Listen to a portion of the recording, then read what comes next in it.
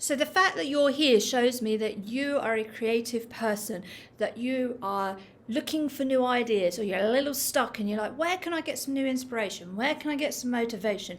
Where can I find the next idea? And that really is what creativity is all about.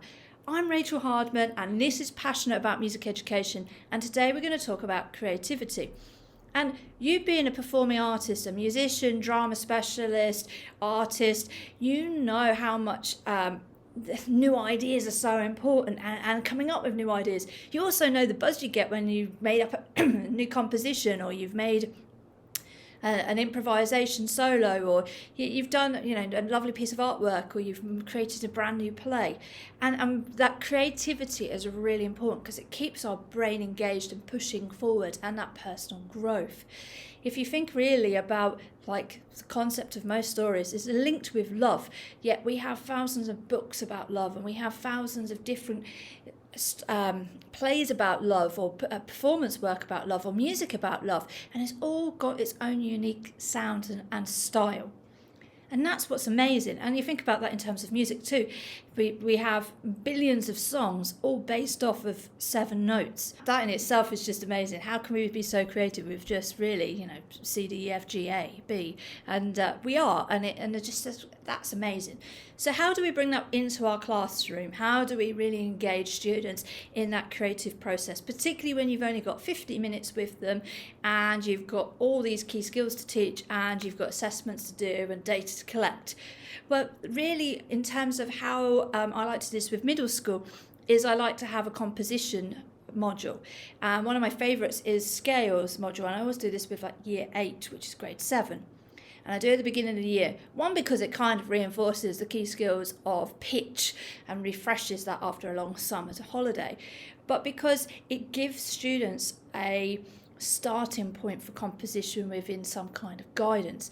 So they will do a major composition. So we'll learn the major scale, and then they'll go and create a melody based on the notes of the C major scale, and then they'll perform it, and if we have time we'll put it up on technology, and they can write the notation out. So they're reinforcing the theory part of music, but they're also actually creating. And usually the first major piece that they make is not great, because they have not really got used to exploring and being creative and pushing the boundaries.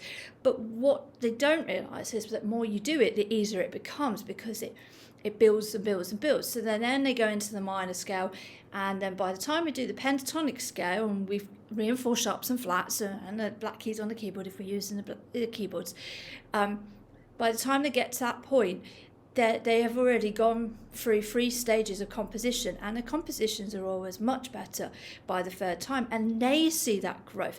They see that persevering with the unknown and experimenting and improvising really gets them some great tunes. And what I really love about teaching composition is it doesn't matter how many times I've taught that module over the years. Every single year, students come up with brand new ideas, or a new concept, or a new piece of music that you go, wow, that was really clever. I've never heard anybody do that, or I've never heard that experiment and that improvisation, or they just did something that you go, wow, that was really cool. So really think about how your topics, your units can allow children to experiment and be creative, which I know is really hard when we're all up against time limits and data and all the rest of the stuff that we have to do. But by doing that skill, particularly in middle school, by the time they come to high school and they're starting to do like GCSEs or alternative curriculums with you, they have then no fear about composing. They still worry about it. They'll always worry about it, but they'll have learnt that idea of exploring and experimenting and improvising and working on an idea, and sometimes you have to discard it and sometimes you have to keep it, and they become more confident. And I see this a lot more in GCSE, and you start to see their style coming through, their musical voice. And again, their first compositions are usually quite weak because they're still learning the process, and I like to give some kind of scaffolding in the lessons to help them understand how to do composition, and not just go, here's a keyboard, get on with it. I remember when I was doing GCSE music many years ago, our music teacher used to go, here's the Wednesday afternoon double lesson, go in a practice room and compose. In truth, we sat and chatted most of it, which obviously wasn't very productive because we didn't know. We didn't really have any guidance. We didn't really understand the structure of music or the scales or how harmony works. We hadn't been taught any of it. It was just get on with it. And that's all good and well for, the odd child. But in reality, if you just say to somebody, get on with it, they could really need a couple of scaffolding points. Talk about key signatures, talk about structure of music, talk about chords, at least give them some kind of framework. I like to teach GCSE students how to create a chord sequence first and then create their melody off the top of it, because I find that they're much more productive at writing melodies when the chord sequence is set and it makes more harmonic sense. And it gives that, and then you'll always have fun students who then you've taught them that and they'll go and break all those rules and they'll go and take it a next step further, which is fantastic and which is what we want them to do. The other thing that I really love about creativity is when students create stuff. So in the past, I had a couple of students who were doing IB music with me, and one of them composed their own song, which we sung with the choir. So she played piano and taught the song to the choir. And then another student who was off doing music technology wrote composition, wrote a song, and for his coursework.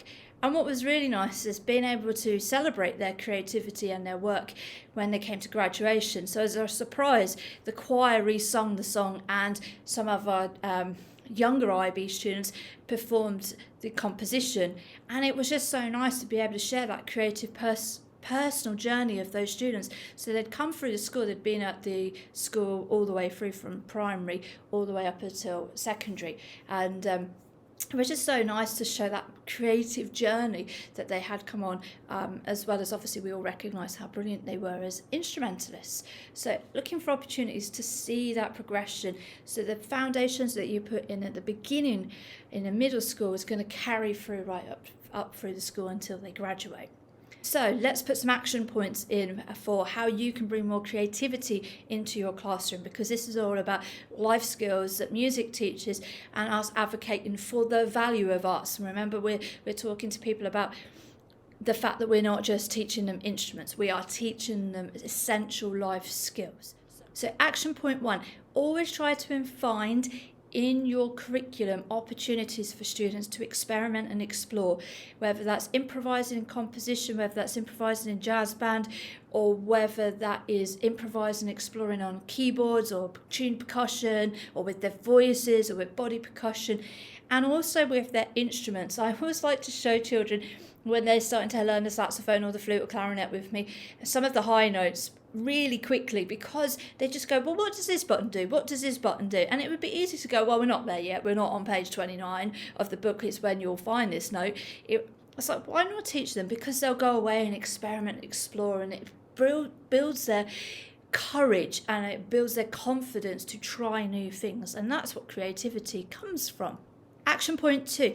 Give some parameters for composition to your students. So when I'm doing scales, I will do the C major scale and I will teach them the notes of it. And I will say to them, you can use different voices on the keyboards or glockenspiel xylophones. And my guidance to you is to start and end on C. Doesn't matter which C you start and end on, but start and end on C. And that gives the music some kind of cohesion. Now, you and I know why starting and ending on C is really important in terms of key and tonality. And I don't go into massive amounts of that with year 7 or 8 because I don't have the time or the luxury to do that. And I'll demonstrate an improvised piece myself that starts and ends on C, and that also then starts on C and ends on like B. And they can really hear the difference because they're so trained to hearing it musically in every part of their life, because they're surrounded by music. So giving them some form of parameters really does help them have some scaffolding for moving forward in composition. Action point 3, if you use keyboards or technology, get students to be exploring the different voices.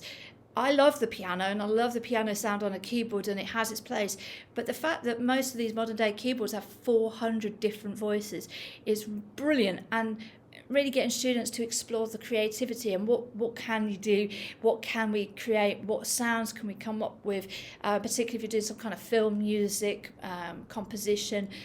it's really great for students to explore that. Or even if you're doing like pentatonic scale and you want to do something that has that little bit more world music theme, those instrumental sounds are in the keyboard. So it gets students to use the voices on the keyboards. Action point 4 is to encourage students to make notes, particularly when they're doing composition. And I don't mean writing it up all on stage. I mean, if you've got time in your curriculum, that's fantastic. I don't normally only have like 50 minutes once a week, so I'm happy if they're writing letter names or diagrams, and if we have time, I might set it as a homework to write it up. But it's really important that if they're composing and exploring the 400 voices on the keyboard, that they write down the numbers of the sounds that they like or the styles they like, because they will forget a week later which voice that they had, and then they'll spend 20 minutes trying to find it, and that wastes time. And actually, if you've only got 50 minutes a week, you've got to be careful of how you manage the time, so they have the most time to practice, so that they can perform and have that creativity and imagination and exploration time, but also so that they have that guidance. So I always like to get students, whether it's in the back of their exercise book rough or whether you have music notebooks, however you do it, just get them to write down good ideas as they're going so they don't forget them, particularly if they only have music once a week. Action point 5, my final tip for today, is make sure that you give children a chance to perform their compositions to each other. It inspires creativity, it gives them new ideas in the same way as you're watching this video. It's like, oh, that was a really good tip, I never thought of that, or oh, that was a really good idea. And then the students will get that from each other, and it will inspire them to keep being creative. And I also like to demonstrate compositions and making up ideas myself so they can see the process. And I think it's really good if you can demonstrate or give examples of other people being creative. So one of my favourites is to play Twinkle Twinkle Little Star, and then to play the variations, because suddenly they can hear how you take this very simple tune that they're used to as a nursery rhyme, that has actually been developed into a 12-minute piece of music. There's thousands of thousands of variations. I mean, you've only got to go to jazz and listen to where they've taken standards, and people keep reinventing the standards, and encouraging students to think differently about the same concept. So I mean, we know that if you're going to write a story about love, which is one of the most common themes, that there's so many different angles that you can come at it. And it's the same as if you have an original piece, how many different ways can you vary that? So I hope these tips have been helpful in ways that you can bring more creativity into the classroom, but also to support students feeling brave to be more creative and to take those leaps in their music exploration and their development. We all know how important creativity is. We know how important thinking outside the box is. We are doing that as adults because we're good at it, because we've been doing it for years as musicians or performing arts teachers. So we need to now kind of unpick how we do that and teach that to students. I really hope you liked this video. I hope you found it useful. Of course, please feel free to comment. I'd love it if you shared this video or subscribe to the channel, and I look forward to seeing you again very soon. I'm Rachel Hardman, and this is Passionate About Music Education.